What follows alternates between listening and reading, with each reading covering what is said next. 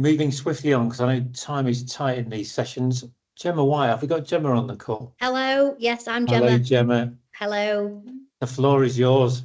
Fabulous. So I'm Gemma, I'm one of the ED Reggers, and I'd like to present my quality improvement project, which is on improving the care of neck of femur patients in the emergency department.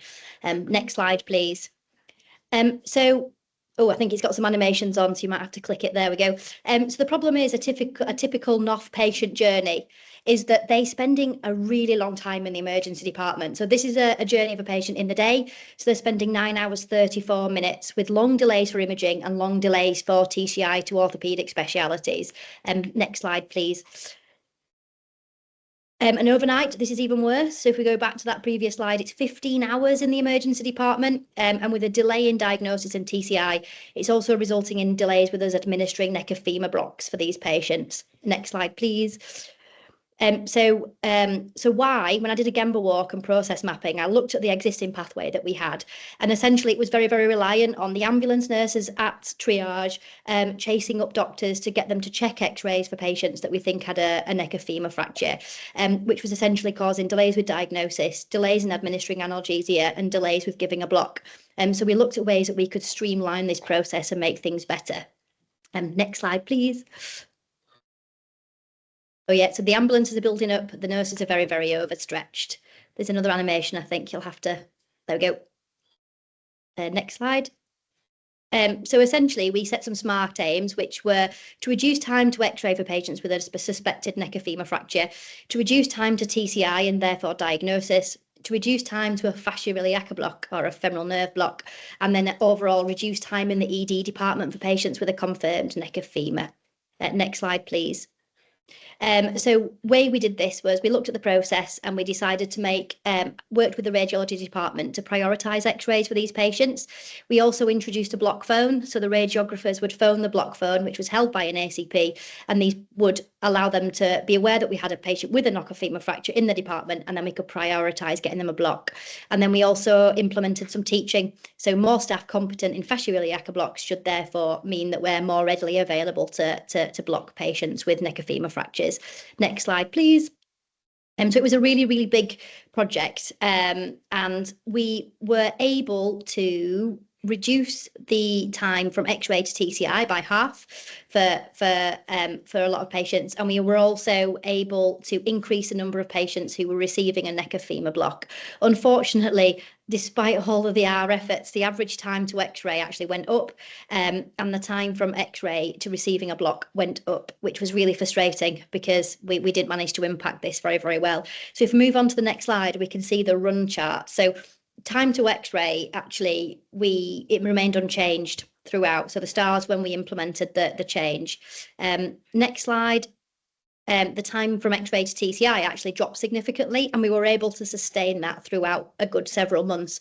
So that was much better. So the sooner a patient was TCI'd, the sooner we could look on getting them a bed, which would hopefully reduce their time in the emergency department. Next slide, please. We can see that the average time from x-ray to block didn't really change very much. And this, I think, is heavily influenced by the busyness of the department, the acuity of the patients and the time of day. And so we probably need to do some more work on this with future projects to try and reduce it further.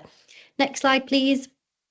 And again, we managed to increase the number of patients that were receiving a block. So this was a sustainable increase, apart from the little blop at the end there, which was I didn't really understand why that month fell so much. Next slide, please. So what went well? This was a multidisciplinary project involving us, the radiology department, and our ACPs in the ED, and there was really good communication from departments and really good positive feedback from the teaching session.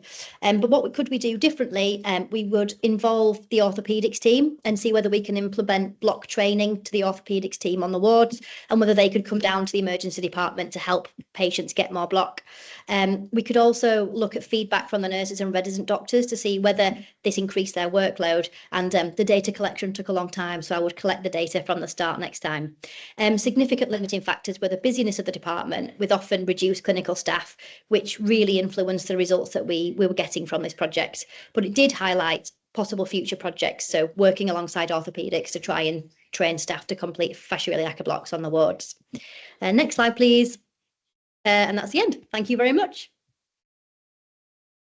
Gemma, thank you. We'll come back for questions at the end. Really important learning, absolutely really important learning, and just how we recycle and go again. But we'll let people talk about that when we get to the end of the fourth presentation.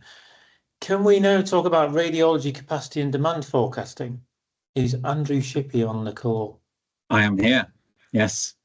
Andrew, hi everybody. Good afternoon. On you go. Lovely to see you. And you too.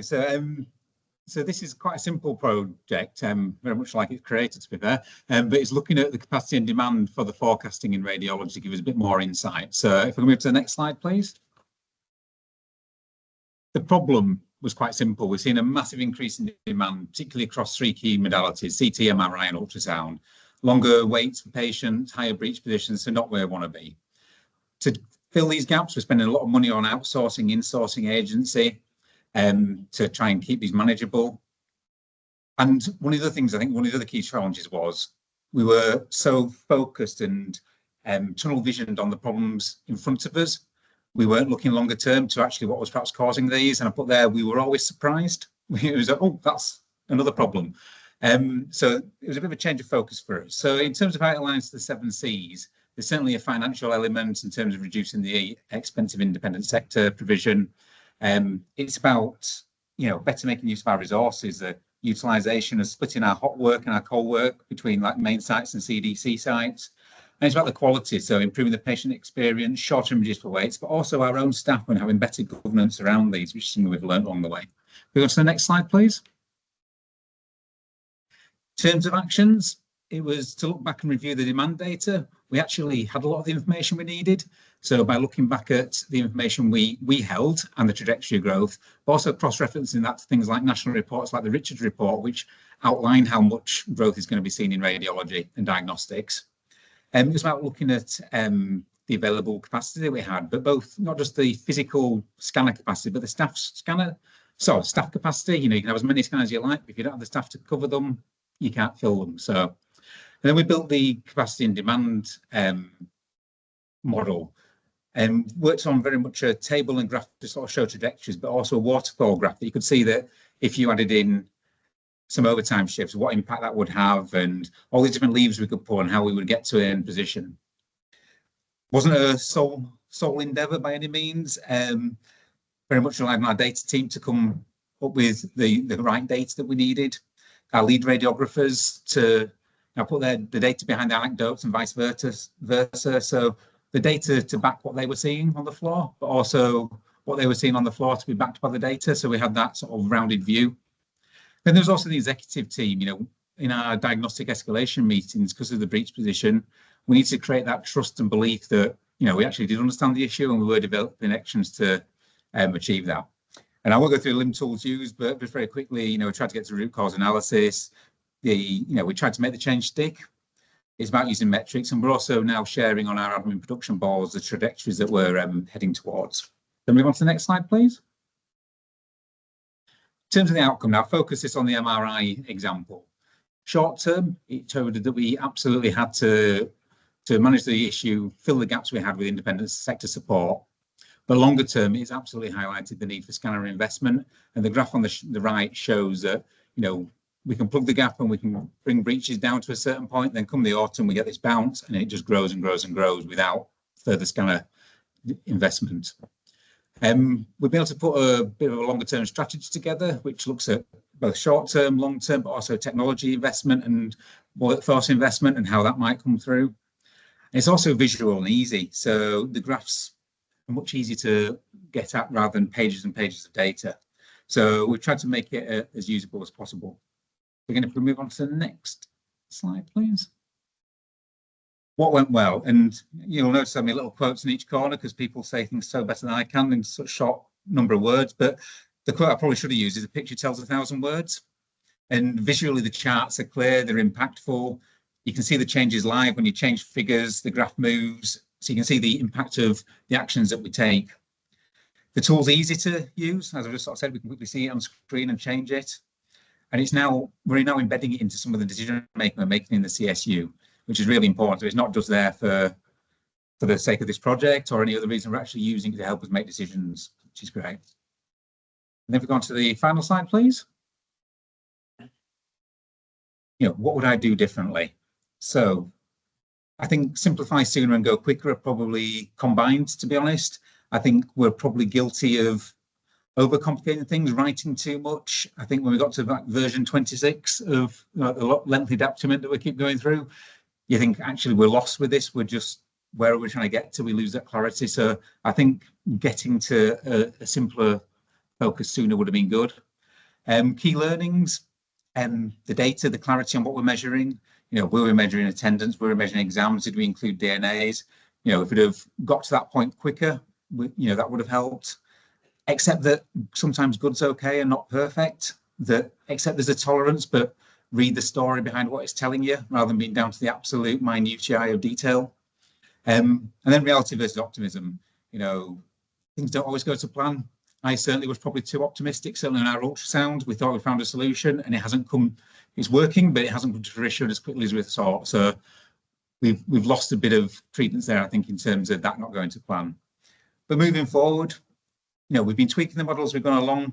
I now need to spend some time reviewing it on the data we've had, updating data, changing things around to make sure our assumptions are correct. And then also extending it. So we're looking at like the 3 to 5 years forward plan, not just the next 3 to 5 weeks as we were when we started this. And again, probably take questions at the end, but that's me done. So thank you. Andrew, thank you. I do love a quote, especially that Voltaire one that you've got on there, because I think we all get a little bit mired in designing perfect systems. So we'll come for questions at the end. Sunandita, data quality dashboard. Tell us about this. Hello. Good afternoon, everyone. Can you hear me all right? Loud and clear. Brilliant. So I'm Sunandita Sharma from Data Quality Team, and I'm very excited today to share my department's improvement project. So this project entailed creating data quality dashboards with an aim to improve the workload monitoring and analysis of all the reports, which is the patient pathway DQ reports that we receive in the department. Next slide, please. So before delving into the details of the dashboard, just for the better understanding of everybody on call today, I'd like to give you a brief background how data flows into the data quality department and what we do with it on a day-to-day basis. So first and foremost, all the CSUs record their data about the patient's positioning on the RTT pathway. At the CSU level, this is done. And then this entire data is analyzed by the data warehouse team who, filter out the data discrepancies, which are sort of collated by, again, the data warehouse team itself as data quality pathway reports. And these reports are then uploaded on the Gecko portal. We as data quality team download around 19 reports every day as Excel sheets from the Gecko portal. And then our administrators, they validate all the records and amend them on PAS if and so required. Next slide, please. Before we implemented the solution of the dashboard, we faced key challenges, especially from the perspective of monitoring our work and assessing the workload. Primarily, there was a lack of a unified monitoring tool for daily, weekly, and monthly workload assessment. This meant that the process was highly manual. So as a business support coordinator myself, or maybe the support manager who is to monitor the workload in the morning, first thing in the morning, we had to actually manually go on each and every Excel sheet of the report, apply filters based on census date, administrator's name, and then the CSUs, note those figures down, and then repeat the process for all the 19 reports again. So giving you a conservative estimate, 5 minutes on each report took a significant 1.5 hours of my time every day, amounting to a humongous 30 hours a month. So please bear this time estimation in mind. I'll just come back to that in a bit. Also, the flagging of any unusual pattern and numbers was highly dependent on the administrators, which was not the most effective way of managing things. Next slide, please. To tackle with this issue, we initiated a series of actions. This included regular team meetings, not amongst just the SMT, but with the administrators, to develop a clear data analysis strategy for the department, and most importantly, designing our new Power BI dashboard. Next slide, please. So the outcome of these efforts is what you see on your screen. It was the data quality dashboard, which is like a real-time production board, which gives us the amount of records being validated by the team. Other parts of this dashboard also gives us the monthly summary. And as you can see on your screen, this particular screenshot gives an idea of a particular day in the month of June, what reports, the number of records, and which team member is validating what, all in one place, and it also helps us notice any unusual patterns in the numbers on the reports. Next slide, please. So now that this dashboard has been implemented, let me quickly walk you through the review process that is happening since the past, since the implementation of this dashboard. On the second day of every month, I set up the dashboard, which takes around 4 to 5 hours. Following this, on the subsequent days, all I have to do, or anyone who's monitoring the team has to do is open it, click refresh, and then assess and review all the reports based on different indicators, taking just 15 minutes to do so. So as you can see on your screen, the impact has been profound. We have drastically reduced the review time from 30 hours per month to just 10 hours per month. Next slide, please. So reflecting on what went well, besides being able to save so much time, the dashboard provided us an opportunity to conduct further in-depth analysis of some of the reports to identify key data integrity issues. We are able to also analyze the records which need reviewing every few weeks. And not only that, we're also in the process of identifying certain reports which have duplicates on the same date, duplicate records on the same date. So that's another thing that, that this dashboard has helped us achieve. As a team, I think we've, with this project been done, we've further strengthened our collaborative abilities as the ideas came in from all parts of the team, not only just the SMT, but the administrators who are doing day-to-day operational work on the reports. From a personal development perspective, I think this leading this project has helped me smoothen my own learning curve within the department. Next slide, please. In terms of positive learnings and takeaways from this project, I reckon the crucial role of Leeds improvement methods training tools can never be overstated. So this training provided me with the necessary framework and techniques to approach this challenge effectively and objectively. However, one of the caveats that we experienced during the execution of the dashboard, and still continue to do so, is the skill constraint in Power BI. We look to address this by conducting capacity building within the team. While currently this dashboard has been developed for patient pathway reports, we're also looking to adapt it to other reports like the patient demographics. In terms of next steps with this particular dashboard, we are now performing specialty-based analysis, conducting further study on specialty information to identify key validation themes, which then we report out to the respective specialty area and lies for knowledge exchange and training lies with them. So to conclude, I'd say this project has been a significant, it's been a journey with significant strides in data analysis within the department. And we are continuously learning and planning our next steps to further refine and expand the capabilities of this dashboard. With this, I thank you all for your time and attention. I'm happy to take any questions. Thank you. Thank you very much. Great work again.